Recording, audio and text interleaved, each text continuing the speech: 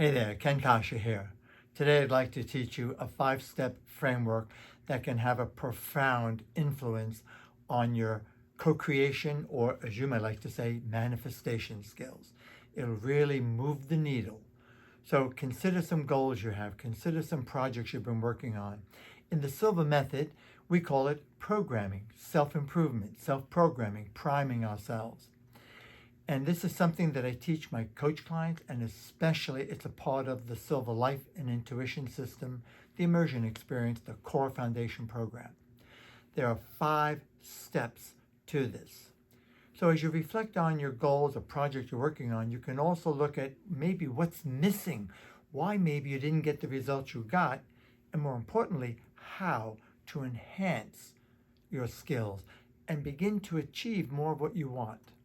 So 5 steps. Number one is, and you probably can guess this, some of it's common sense, desire. You gotta be in the game, you gotta want it. So desire is another way of saying, I want. This is important to me. This is something I'm clear about. So you want to be clear about your intention. Be really clear about what it is that you want. No, maybe this, maybe that, I think. When you're definite and you're convinced. It's also important, though, that what you want, your goals, if you will, are in alignment with your values. So there are components that contribute to desire, what it is that you want. And one, of course, would be your values, and the other, your attitude. So you want to ask yourself, you want to reflect, perhaps better to do this in a meditative state, in a quiet, relaxed state, to reflect on who or what's important to you. What are your innermost, most important values? And are they in alignment with the goals, what you're working toward? Are they contributing to that? So if you care about the environment, if you're concerned about the future, if that's your thing, and you're working on a project that's maybe a detriment to the environment, that would create dissonance, and that's not going to work. If you're working on a goal and your most important value, highest value is your family, being with them, spending more quality time, and this new career path you're choosing is going to take you away 70, 80% or more from your family, can you see how that will create what? A conflict of interest. So it's very important to align your goals with your values. Then you can also look at attitude. So attitudes such as guilt and fear will pull you right out of the game. Meaning, the idea is that it comes from your heart, that it's something that you really want, that's important to you. And you can improve your desire, you can intensify, because you want to elevate your emotions and experience this as if you have it already, by thinking of the benefits to you, the benefits to your family, friends, anyone you care about. So you want to consider both the intrinsic and extrinsic benefits, not just for you, but for others too, your clients, your customers, your children, again, whoever would be involved. That's a surefire way to ramp up your desire and elevate your emotions. So when we talk about attitude, the attitude scarcity consciousness, fear pulls you right out of it. The whole purpose of any meditative technique, even in the Silva Method, we call it dynamic meditation, and the whole intent is, and the way to achieve getting into this alpha state where you learn faster and easier, you make stronger impressions, is you've got to be completely devoid of logic, reasoning, analysis, and critical thinking. They are important, certainly very important. However, when you're working in a meditative state, they don't fit. They'll bring you right out of it. So if you start to go into analysis, paralysis, or worry mode, or fear, and you're being motivated, you think you want something purely out of fear, you're coming from a place of scarcity consciousness. I'm not making this up. This is a whole science piece to this. You add too many stress hormones to your body, and the brain takes over. You go into survival mode, and that kind of scarcity consciousness is a block. It's not attractive. You're not going to, so to speak, magnetize yourself to attract more of what you want. Attitude to avoid. So guilt. Similarly, surest way to manipulate someone, if they fall for it, is to guilt them. Well, if you really loved me, well, you only have one mother. That's what my mom used to say to me. You'll be sorry, mister, when I'm gone. And she's right. Let's face it, though. Wasn't that a way for her to get me to see things her way? I'm not knocking. I think it's great to be nice to people, to be kind, to respect them, to please them. If, however, we're coming from a place of people-pleasing and it's not consistent with our values, it's not really what we want, and again, we run the risk of creating dissonance, conflict of interest, and we're going to get limited results. It's a big reason why people are dogging it, not getting what they want or won't even try because they feel this conflict pulling them. So the challenge is, it may be common sense, but that doesn't mean it's common practice. The real challenge is working on being free of guilt, being free of fear, and coming from a place of abundance consciousness, of a feeling of love, if you will. So again, focus on the benefits, the value. That's just step number 1 in the framework. Step number 2, equally important, would be your beliefs. Now, I know a lot of people have been talking about changing your limiting beliefs. It's almost overplayed these days, isn't it? And what it simply means is we know that a belief is a set of attitudes, premises that we hold about ourselves, about life, what we think we can or cannot do. A belief system is usually conditioned because of our life's experience, because of our upbringing, because of our education, the reading we've done, the people we hang out with. All of this contributes to that. Even medical science is changing exponentially year after year. And what was true decades ago, what was true even a few years ago, is not true anymore. As the whole science of epigenetics opens up and we begin to recognize how our beliefs, how these premises, these things that, even if it's wrong, that we believe to be true, we become a placebo, in effect. And the placebo effect is measurable. It's very powerful. So we really need to examine our beliefs. We really need to get the facts. That's why it's equally important to work on your intuition. Things are not always what they appear to be. In Silva Life and Intuition System, in the immersion, we spend so much time activating our intuition and with deliberate practice, recognizing what's the difference that makes the difference when I can trust what I know is my intuition and when it's not just me being biased for one reason or another. It's a skill set. It's another whole topic, isn't it? And it influences our beliefs, is what I'm saying. So what you want to work on, the simplest would be to develop a level of confidence in yourself that somehow, some way, you'll figure it out. Now, that doesn't mean we sit on our butts and do nothing. You got to do something about that. So if you know you're studying, if you're asking for help, you're getting more training, you're reading, researching, that gives us information. And if we start working and practicing and make a daily practice of honing our skills, then it makes it more believable that somehow, some way, we'll figure this out. I can also tell you that is when you're in a state of, I like to call a state of grace, while in a meditative state, and you have elevated emotions, and you feel really good about yourself and your life vision, and you're feeling gratitude. It's another way, feeling gratitude in your heart and appreciating anyone and anything. That shifts us from fear-based thinking, survival thinking, into an abundance mindset, a feeling of hope and optimism.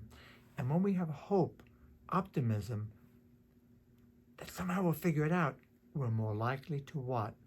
Activate intuitive insights, innovative ideas. We're more likely to access our higher thinking functions of the brain and come up with solutions, ideas. So this is a multifaceted. So I spend 4 days with people in the immersion of Silva Life and Intuition System, building this out and working with it and playing with it. Third step, we call them the big 3, would be expectancy. Expectancy. Desire is like saying, I want. Belief is like saying, I can, somehow, some way. Expectancy is another way of saying, I will. So therefore, if you're doing some mental rehearsal, creative visualization to scale up your business, are you getting ready for it? One way to build expectancy is as you scale up, you know you're going to have to, there'll be more demands. You may need a staff. You may need to add more space. You may need to do whatever you need to do. But as you begin to set that up and you begin to look at everything that's involved, what it's going to take, what it's going to cost, that builds expectancy. If you're working on mentally rehearsing, improving your sports, taking a few strokes off your golf game, you begin also to prepare, well, what will happen as a result? Perhaps a clear example, excuse me, would be if you're working on getting a new car. Let's just put it that way. Well, then you start preparing, doing your research. Where will you get the best possible insurance? Who will insure it? Where will you park it? Where will you be your first drive? What color do you want? What model? What interior? You start doing that research and making decisions about what you want so that when you're ready to do it, you're ready to move. When you do this mentally, through mental rehearsal, it builds a state of expectancy. We teach a technique in the Silva training. It's about taking command of your life, the training. It's about navigating life with more grace and ease. And one of the techniques we call the mental clock technique. I've been using it I'm going into my 52nd year. I don't use alarm clocks anymore. Where you just mentally in your head set a time. And I'm not talking those of you who get up the same time every day, even when you don't need, that's conditioning, that's habit. We're creatures of habit. But you could get up one morning, 6:15, 6:30, maybe another day you need to get up at 7:30, whatever it might be, and be precise with practice. It's a healthier way to wake up. It's a more natural way to wake up. However, when I teach this technique to people in the class in day number 1 of what we call Silva Life System, and then people set the clock, let's say for 7 a.m., but then they think, they set the physical clock for 10 minutes after 7, just in case I want to be on time. Although it's possible to do that and people will get results, truth be told, what does that say about expectancy? You're in doubt mode. Maybe it'll work, maybe it won't. You got to either do it or not. If you're trying, you're going to get limited results that will interfere, because try by itself presupposes failure. Maybe I will, maybe I won't. So can you see how these three? When Jose Silva was alive, the man who created this program, did 22 years of research from 44 to 66, he used to call this faith. When you can bring desire, belief, and expectancy together in harmony, in unison, he called it faith. And that kind of faith others would call hope, optimism. Interesting enough, brain science now confirms this, because when we're in a state of hope and optimism, we're more relaxed, we release the stress hormones. Again, we're more likely to access intuition, intuitive insights, and higher thinking functions. I hope you're paying close attention and getting this. I mean, really think about this, not just now. You want to go back and review it. Fourth step in this framework is, you ready? You ready? Here it comes. You got to take action, right? You got to do something. In my early days of Silva, I started in 1971. I was the youngest instructor on the planet, literally. Now I'm one of the oldest, still not in age, but in experience. I'm the senior instructor. I'm the training director for the organization. I've been traveling around the world, actually since 1984, when Jose Silva, the founder, selected me out of 1,000 global instructors. There were only 4 on the planet. I became one of them. Jose was one of them, Jose Silva, and some of my mentors, to travel abroad, to do graduate advanced programs and to work with instructors. Wow, what an honor. And I got to tell you, at first that was challenged my belief system, because I was following in the heels of somebody who I had up on a pedestal at the time. It's like my mentor, a man by the name of Harry McKnight. It's like, whoa. Well, it was stressful, to say the least. And at first I was, could I really do it? But luckily I took action. I studied, and I put hundreds of hours in. I prepared, and I took notes. I went over. I had already reviewed this advanced program with my mentors dozens of times. And I began to mentally rehearse and so on. And I lived up to it, and the rest is history. Now I've been to over 27 different countries, working anywhere from 50 people to 1,100 people in these advanced trainings that we offer for our graduates. So the message, guys, gals, is when you do this, invariably you're going to have ideas. And you may not be sure if the idea is really going to work for you. You got to take action, though. You got to follow through. You got to trust your gut, and you got to make that phone call if it's a phone call. You've got to investigate. And it's courageous, because everyone will tell you often courage is when we act even though we're in fear and we're not sure that we can do it. But we show up and we're consistent. And if you do that, you've got this. And if you're sincere and authentic about it, you'll have it, and people will love what you're doing with this. So you got to take some sort of action. And what I was leading up to saying was, in the early days, I noticed, I admit, full transparency, that many of the early Silva instructors meant well, and many of the graduates really took it for granted. Like, all I have to do is enjoy, enter my alpha theta state. We're the original, by the way, alpha and theta training, most copied, most imitated program, the Silva Method, and everything will happen. That's one reason why I struggle with the word manifesting. I love it. It rolls off the tongue, and I know what people mean. Some people, if they're not clear about and investigating, for some, it seems to imply just think it and nothing, and that's it, and you don't have to do anything, and it happens. It doesn't work like that. Anyone will tell you, and I'm sure you realize that. Fifth step, equally important in this framework, would be persistence. You know, I know, we've all come to realize, in any endeavor, any innovation, new career path, new work you're doing, new hobby, first step is, know what you're doing, get lessons, ask for help, get training, and show up, right? And then be consistent. When I look back on my career, they call me the best of the best in the organization. However, I've worked with and met so many people who I think are a lot smarter than me, with a lot more skills. And many of them are no longer with us. They lasted a year, 2 years, 5 years, maybe even 10 years. Why am I still here going to 52 years later? Because I'm consistent. Because I show up. I'm consistent. And I've had my share of lessons, mistakes that become lessons to learn what not to do, which is why now a big part of my work is to also mentor new instructors and to help them with that.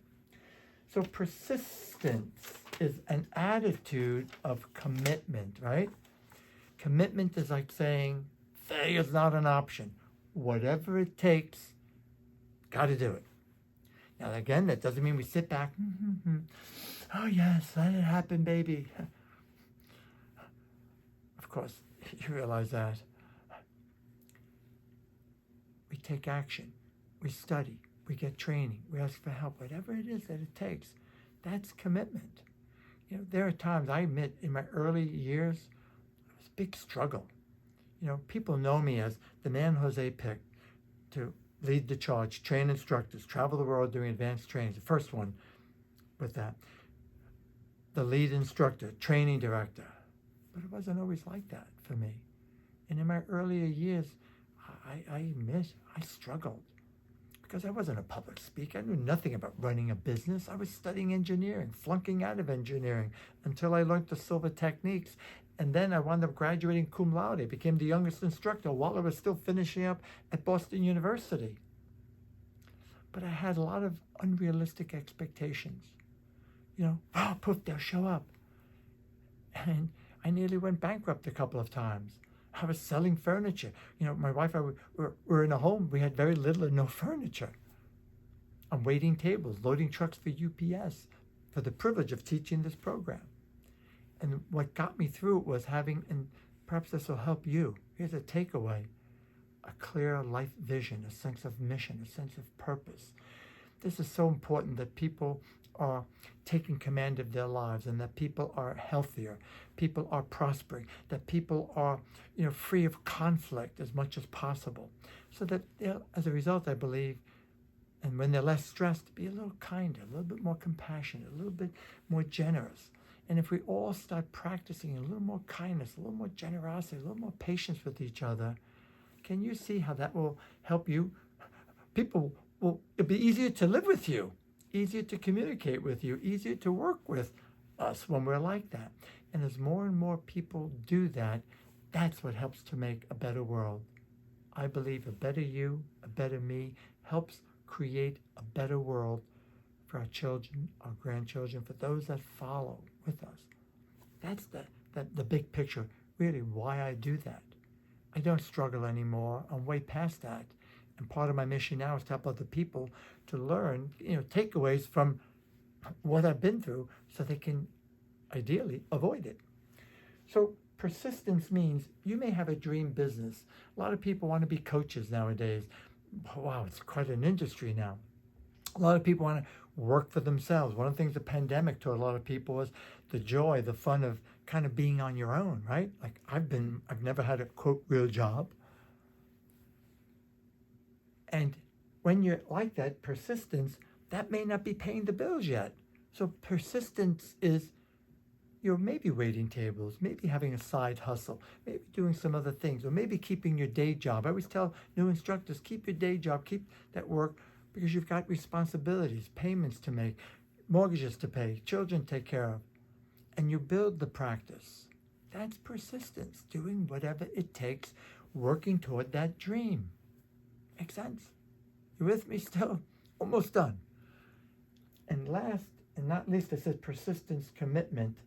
I want to add one thing that I find very helpful.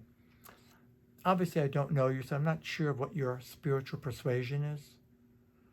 Whether it be the universe, God, higher intelligence, source energy, who knows? Or you listen to Neil deGrasse Tyson say, you're the universe is you. There's a statement, an attitude that I'd like you to use. When you're working on mentally rehearsing, doing your priming work, or visualizing goals and working toward enhancing the quality of your life and making improvements, it's very helpful to finish with it and mean it sincerely, authentically, this attitude that says, may the best for all involved occur. May the best for all involved occur. And mean it. So for example, if you're applying for a new position, and let's just say for argument's sake, there's 1,000 people applying, and they're only going to hire 100. People say, well, why should I get it? And then we go into this trying to second guess ourselves. Well, is it right? Is it moral? Is it okay for me? Who knows? Who has a right to make that kind of a judgment call? However, when you think and truly mean it, may the best for all involved occur. May the best for all involved occur. I left those words out. And mean it. That kind of frees us up from potential feelings of guilt or second guessing ourselves. Things have a funny way of working out when we're clear about our intention and we're doing the right thing by ourselves and by others with that. So I hope this helps you. I know that it will as you apply it. And I recommend that you also examine projects that you've worked on in the past and evaluate, do an assessment of yourself, what's missing or what's been weak. And usually it'll give you a more clarity, if you will, what you need to work on, what you need to deal with a little bit more. And if you're enjoying this, share it with somebody else. If you'd like to subscribe to my channel, my YouTube channel, that'd be great. Follow me on any of the social media links. I look forward one day to perhaps meeting you in class and a training. Keep up your good work, and remember, you are far, far better than you give yourself credit. You are, in fact, even better than you realize. Thank you for listening.